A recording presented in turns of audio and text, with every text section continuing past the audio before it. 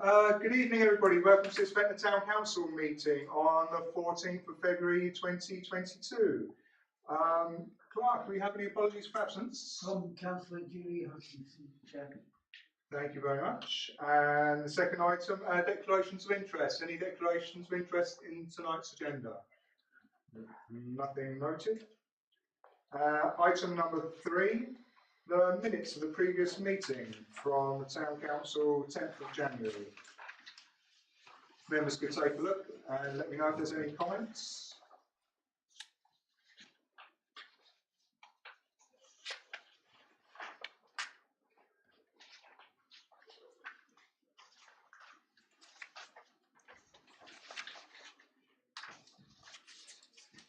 And if there's no comments forthcoming, then they'll be taken as read.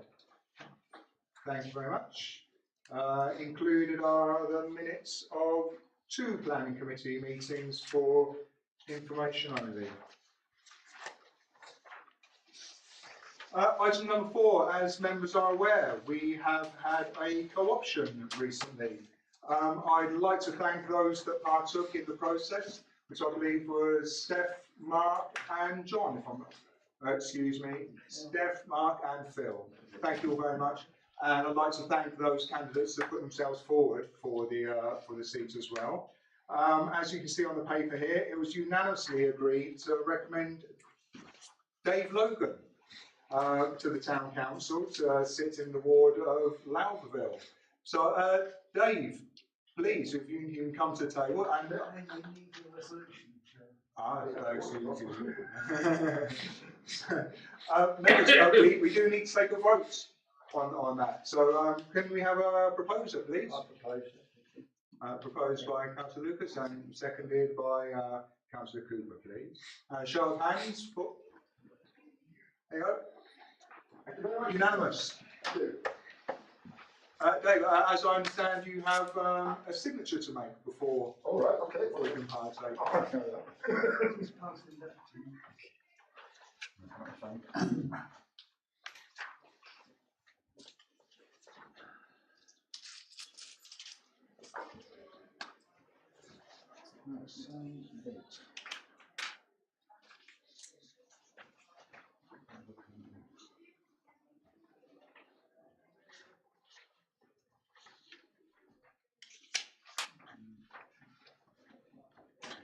Okay, it's official, we've got you back. Thank you very much. Okay, welcome back, Dave.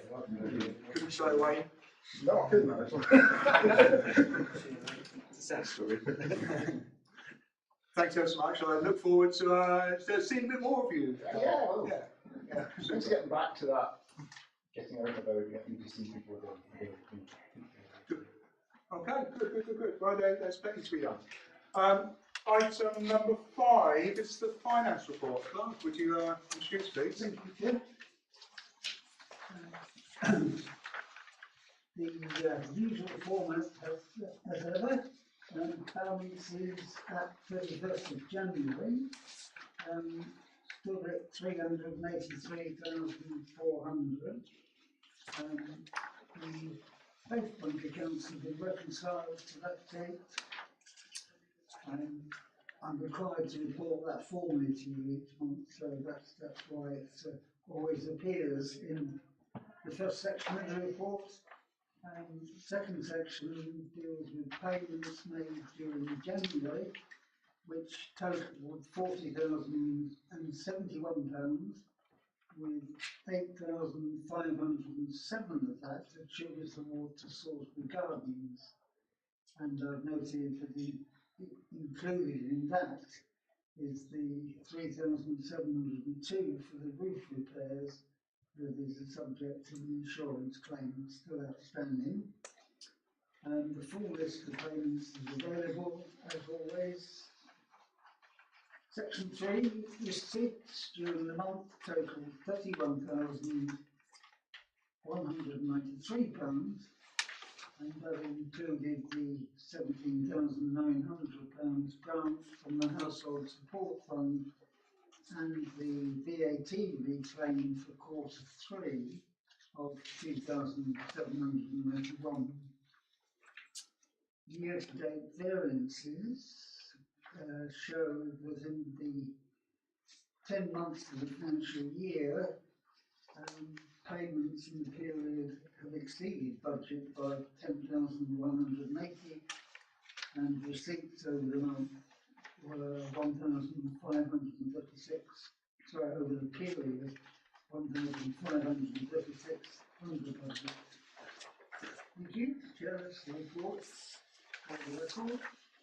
Thank you very much. Before we take questions on that, I'd just like to say thank you to you and the staff team in relation to item 3B.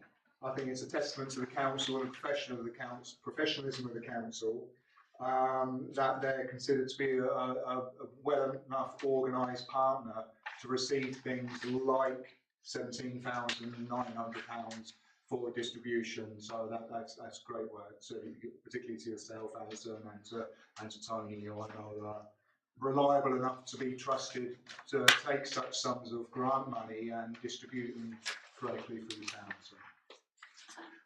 Members, any questions on the finance report?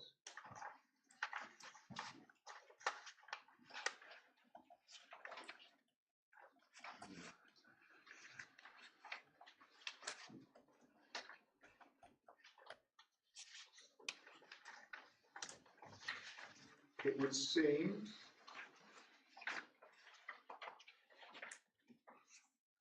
David, members are happy with your report this month. Okay. It does, yes. Okay. If there's no comments or questions, I'll look for a proposer, please. Proposed by Steve Cooper and seconded by Councillor Lucas. And a show of hands. Thank you very much. Item number 6, management of financial risk. As you can see, the Accounts and Audits Regulations 2011 Regulation 4 requires that at least once in each financial year, the Town Council undertakes a review of the effectiveness of its internal financial controls, including the management of risk. For those of you who've been on the Council some time, you will have seen this document a number of times, every year, clearly.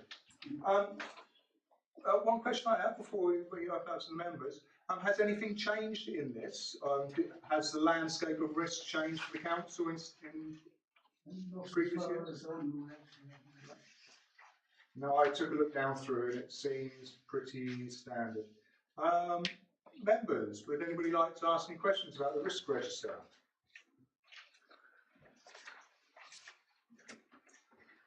Just asking for clarity. I mean, I am actually familiar with this format, but I was a little bit puzzled when I read this about wrong salaries being paid and those risk factors. I just wondered if you could just expand on that a little bit more.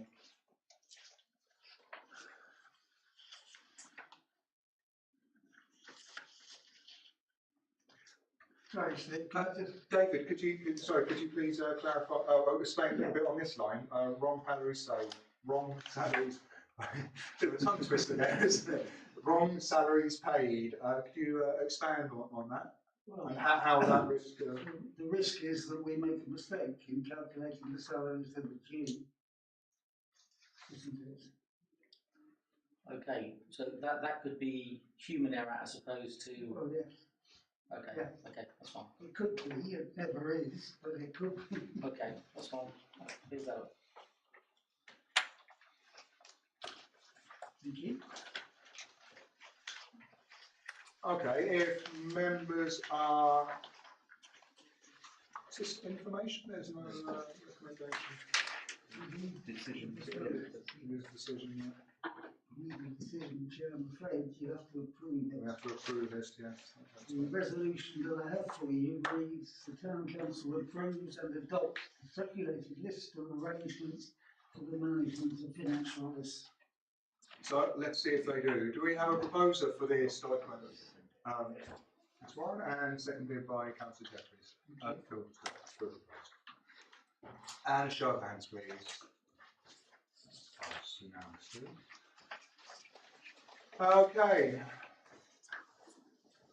Far bigger topic, the budget and presets for 2022-2023. First, I'd like to thank the clerk for painstakingly preparing this document. I know that it's quite a piece of work. Trying to seek solutions to minimise the costs to the taxpayers and also satisfy the demands that the council already has, and also accommodate any ambition that the council has. In summary, this budget represents an increase of the precept of 6.3% for a Band D property, which equates to £9 a year or 17 pence a week. Members might be interested to know that for a Band A property, that's around £6 per year and closer to 11 pence per week.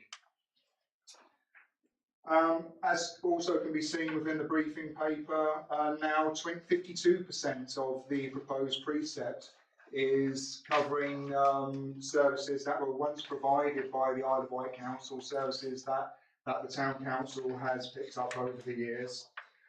The main driving force behind the increase that we see in this budget in front of us today, several factors. There's inflation.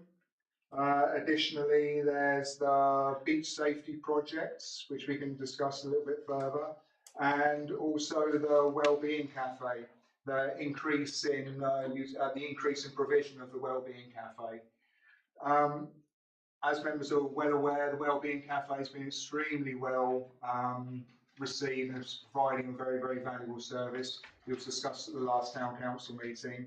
As members are also aware, we discussed at the last Town Council meeting the beach safety project, and there's quite a significant provision within this budget to realise that, provided that we do, that's also on the agenda later. As all members are aware, the townsfolk and taxpayers up and down the country are under enormous pressure now. We have increases coming left, right and centre for everybody. I hope that this council agrees this council, the members here, agrees that the Town Council as a whole does provide value for money for the town. And I think the evidence of that is partly with a large number of grants, as I mentioned before, like that Ali's distributing at the moment, the large number of grants that this council can receive and has received in the past and will hopefully receive in the future, which goes quite a significant way to mitigating the council tax rise, especially to households who are most vulnerable. Members, would anybody like to comment on this budget document before us? I would say, not to pick on any detail, it's remarkable to achieve such a small increase on the precept and still maintain the level of services that we are. I do think Ben is remarkable in achieving that. There are other town and parish councils around the island who've increased beyond this or proposing to. And so it's excellent work to keep it so small. That's what I mean. Thank you. Councillor Cooper. I just want to sort of add to what Phil's actually said about this. This is a draft budget, so obviously if we approve this tonight, I would like to see some provision of us shouting from the rooftops in the benefit of transparency to the residents, to actually show what we've actually demonstrated, because there are people making inquiries saying how much is going to be the increase in preset, etc. And I think we should be proud of this, and we should advertise it and be transparent in what we've actually directed the money and the funds into. Thank you. I mean, I agree completely. I mean, when you look down through the list of services that the council provides, every one of them we can be proud of, and that it includes services yet to come. And also importantly, as I know now for the third time, also things such as the grant money that the council receives on a regular basis. And it receives that money because it is a well-run professional organisation, and that money comes straight through this door and straight into the town. So and that outweighs this increase. John, please. Yeah, okay. It's just a note on the Wellbeing Cafe. It's that for a relatively small amount of money, the cafe provides a disproportionate amount of relief for those people that are affected by mental health issues. But on top of that, there is this huge amount of fundraising going on within the town and by the cafe itself. A couple of weeks ago, Dave at the Crab and Lobster raised £400 for it. There's a quiz at the Millbane next week to raise money for the cafe. So there'll be extra services provided by the community itself and the cafe extraneously to the cafe. So they'll be able to take people out, be able to provide entertainment and more resources for them. Good. I think the great hope of every time the council provides a service, the great hope is that that actually acts as the spark which goes on to create other things. And if you're confirming that's what's happening, then we can all be grateful for that. Absolutely. Okay. Okay, then if nobody has any further comments, then I'll look for a proposer and a seconder for this budget, please. Proposed by Steph and seconded by John, please.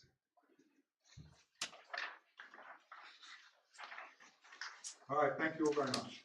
Can I comment for the benefit of people who might be watching that the clerk has worked for the last almost 3 months on putting this together. The councillors here have had quite a large input. We're not just nodding this through, basically. We've done a lot of heart searching in order to balance an affordable budget with services that are necessary in the town.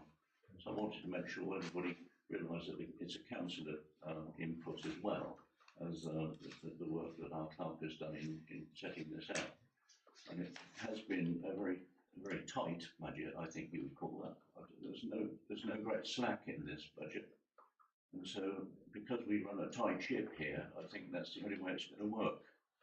So yeah, I'm pleased to sort of support it, but it's not an easy budget at all. That's understood.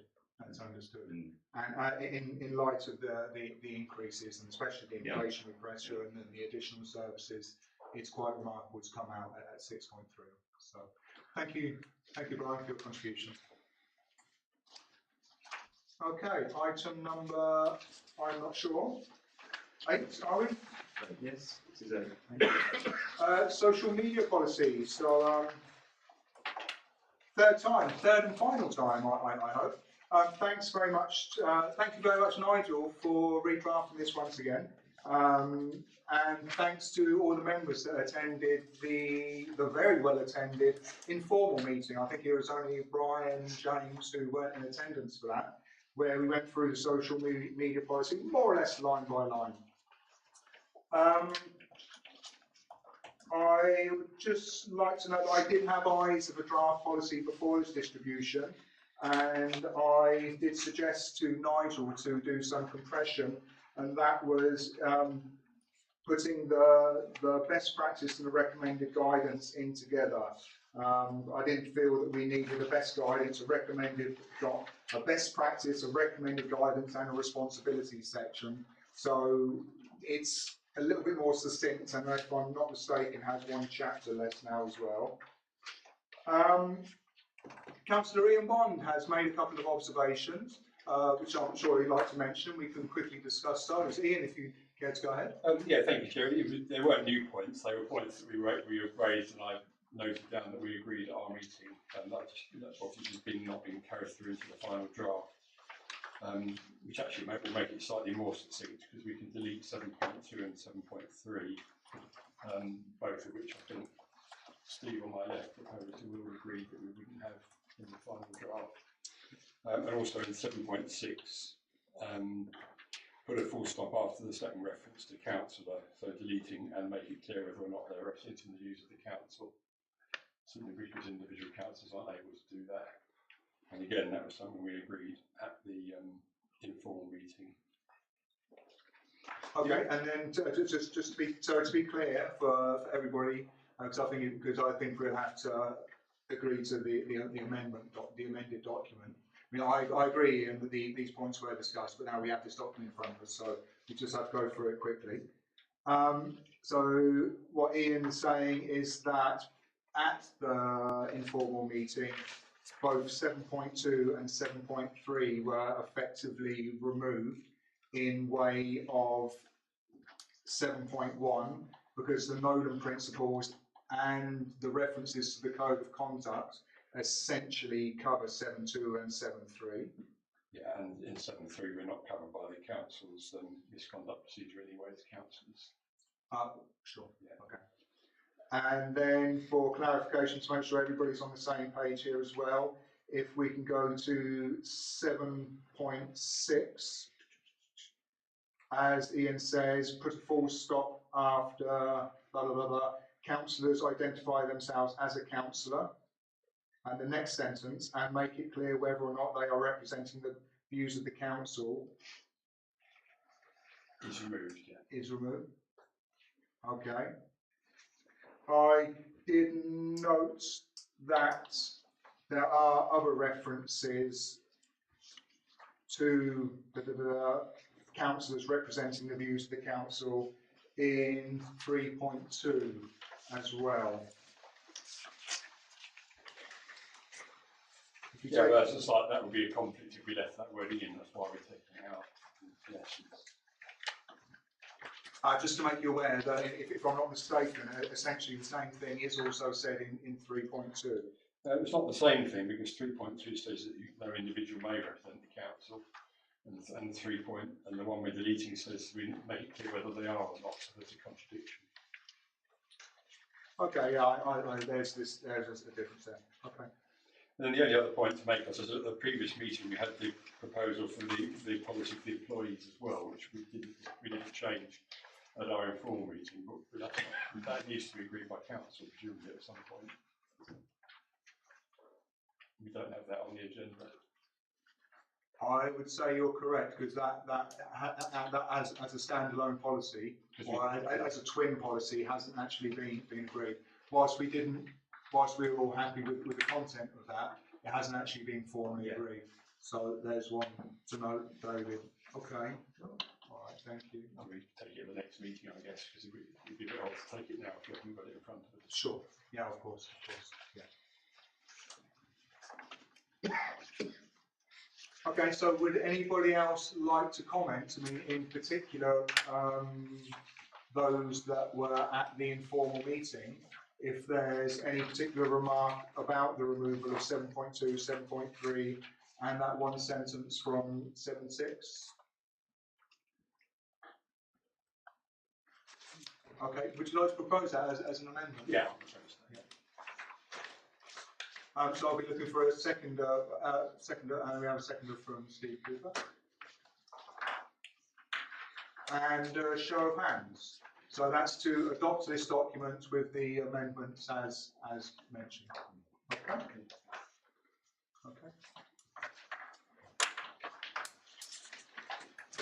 Okay. Thank you very much. Item number 9, if I'm counting correctly. Ventnor Park signage. So members may well be aware that the main grassed area of the park has, unfortunately, in recent times, become a little bit of a quagmire, with people playing football, presumably playing football, and then might be something else, playing football there and riding bikes around on there as well. That damage to the main grass area has prompted conversations within the Assets and Services Working Group, and it's been proposed to add signage to the park. As you can see in the document before us, there is a draft of the content, which is on the back side of the briefing note itself. I was speaking to Nigel earlier. This is, of course, just a draft, and the graphic design work is to be done. But contained within here is the content as we stand. And I'm most interested to know if any councillors have a comment on both the rationale of putting the signs up and any comments on the content as so far proposed.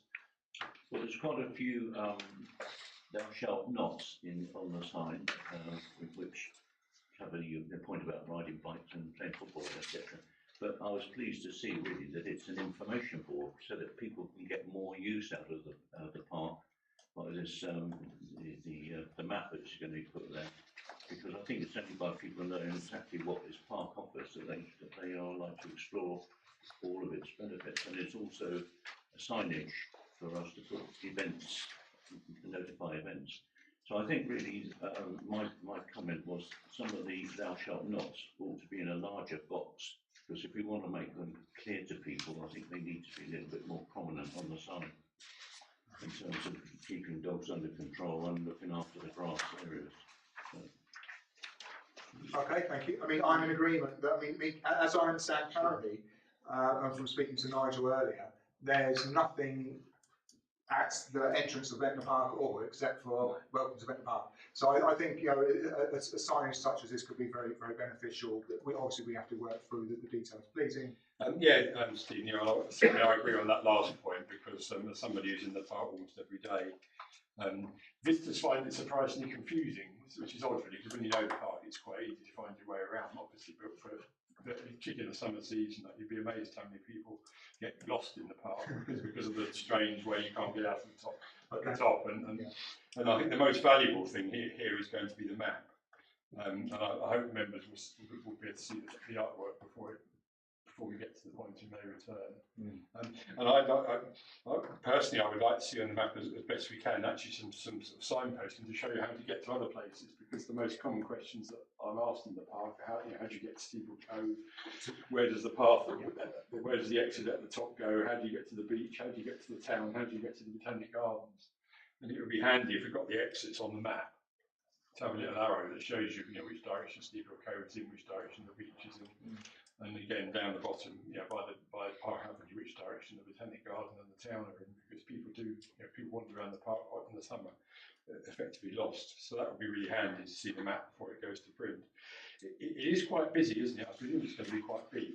Because if it isn't big, the print's going to be quite small. I would also presume it's going to be quite big. If we have an approximation of the scale here with the A4. As such, with the A4 there. Nigel will give you some indication, Chair.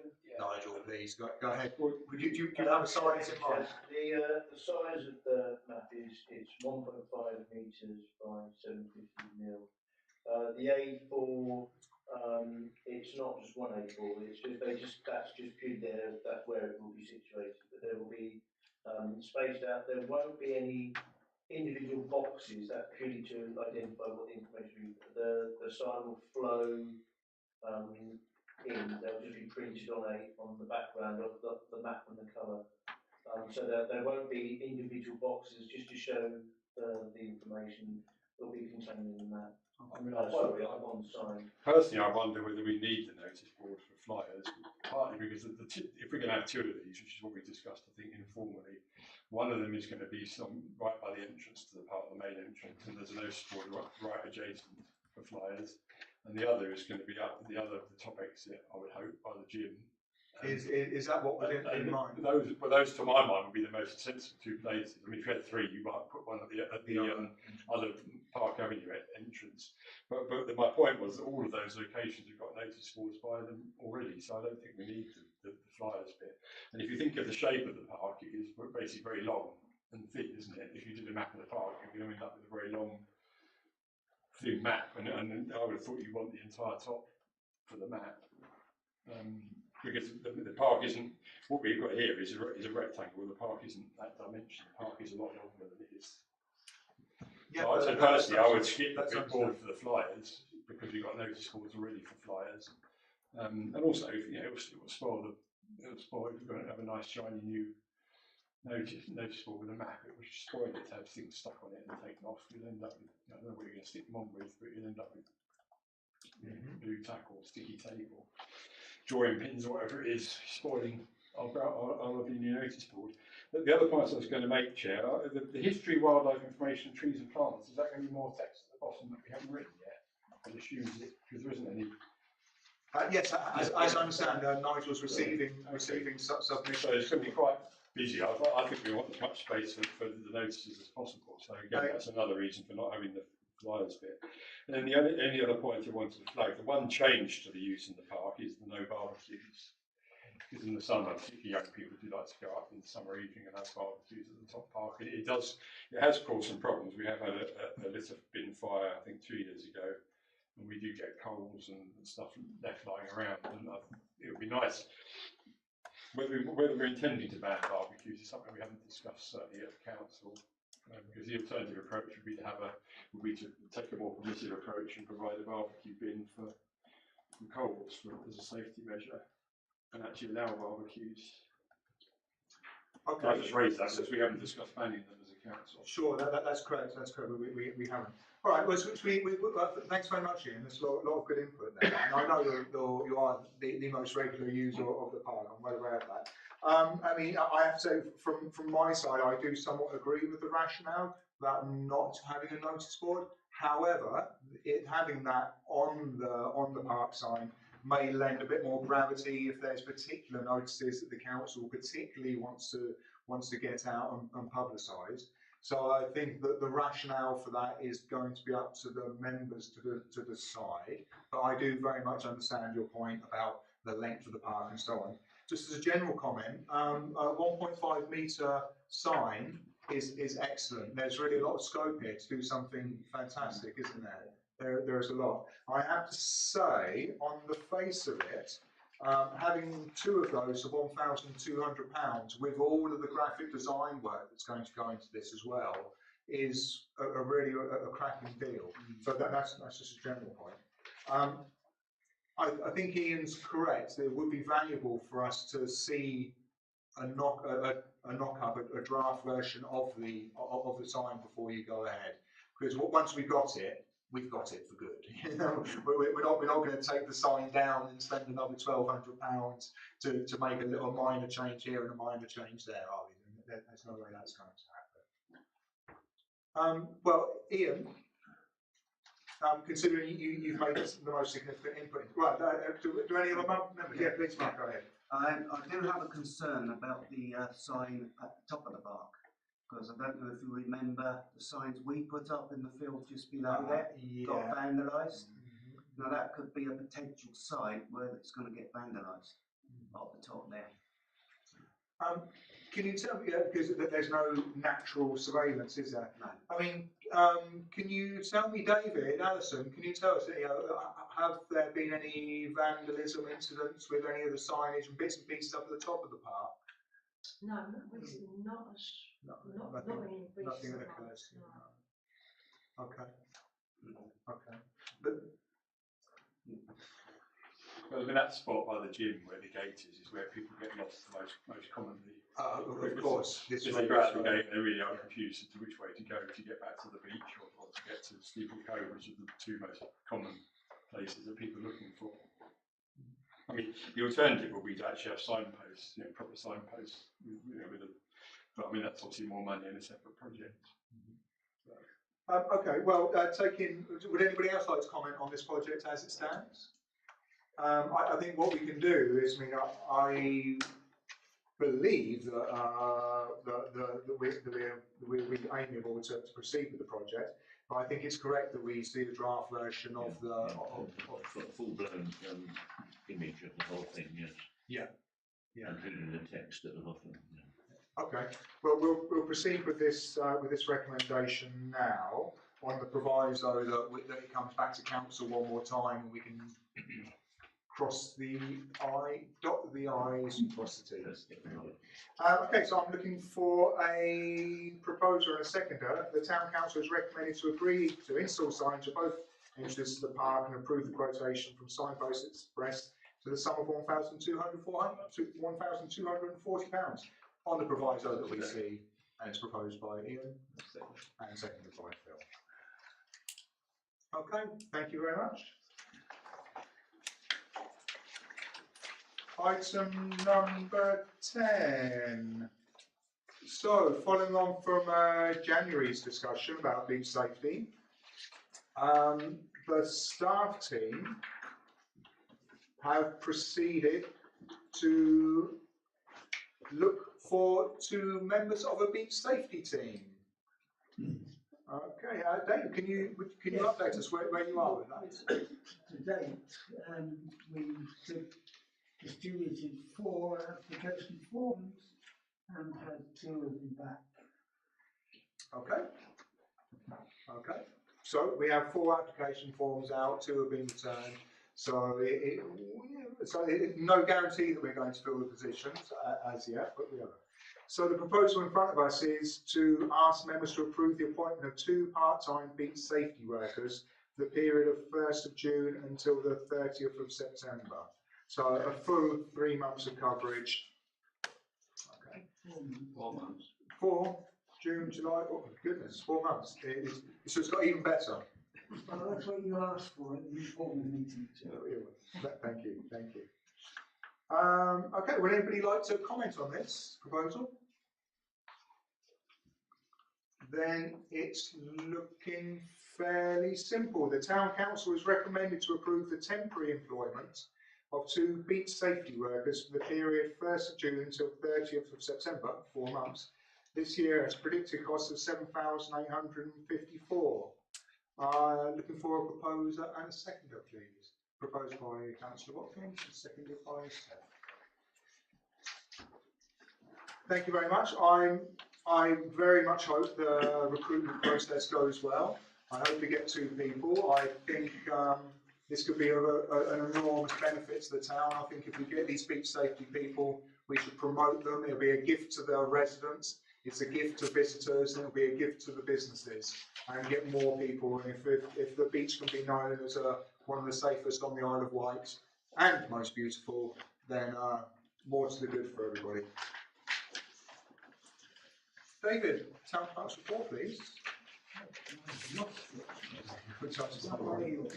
Thank you. Yes, the listing of things that members might want to know or the public might want to be aware of. The latest solicitor picking was again an amazing success with, as you can see, over 40 people turning up to take part in it, led by our Deputy Mayor in style as always, and a great success. Well done. The High Street closure meeting, some of you attended, and you will know, Nigel attended of course, that it fulfilled its purpose. It was disappointing perhaps that there weren't more people able to take up the opportunity, but some 25 did. There's been some follow-up work done by the Mayor and Nigel in connection with notices which have appeared in some shops indicating that this was Ventnor Town Council's way of getting pedestrianisation by the back door, and they have been reassured that's not the case. Yes. Good.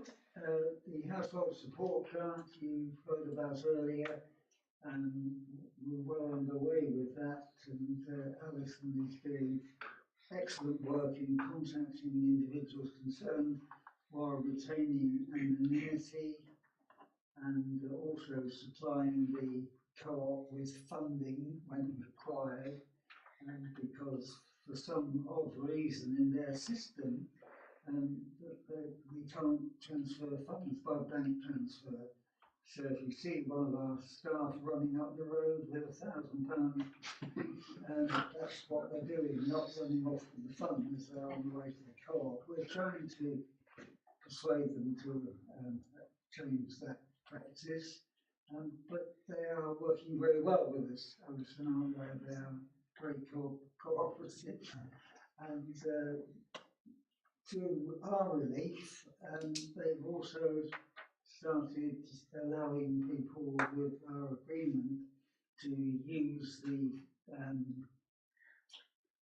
tokens that we're supplying them with for top-ups of meters, because the household support grant this time isn't just about food, it's about heat during the winter, and that seems to be working well too.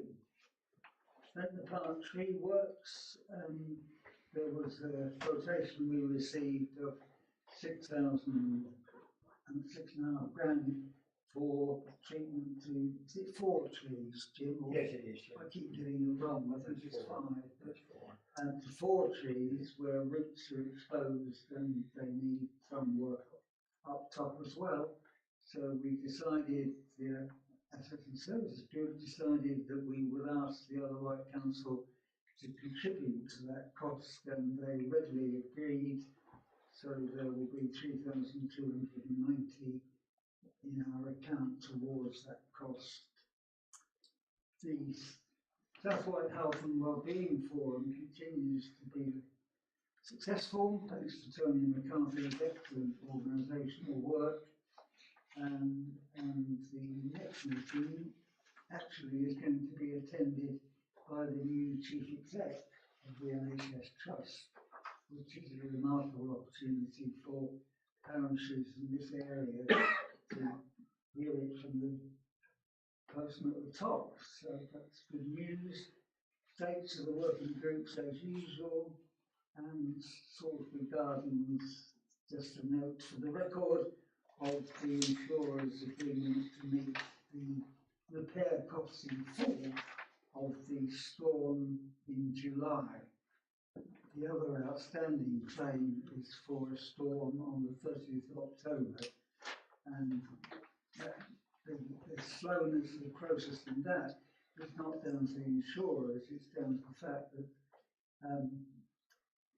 time it takes to get the work done and the invoices, which is what they need, the insurers need, before they can process the claim. And that's me. Thank you. Super, thank you very much, David. So they just leave, I interview out your. Yeah, just a small correction, the website group next meeting is 21st of February. Okay. Sorry, One for diaries. yes. Steve? Similar vein on the working groups, so 6C, it's got the next meeting will be on the 26th of March. You're not meeting in February. Oh, yes, and March. Okay, that's fine. That's fine. Thank you, Steve. Okay, that just leaves it to me to thank you all very much and keep up the good work. You're all doing great things out in the community, I know. Welcome back, Dave. I hope you enjoyed your first meeting.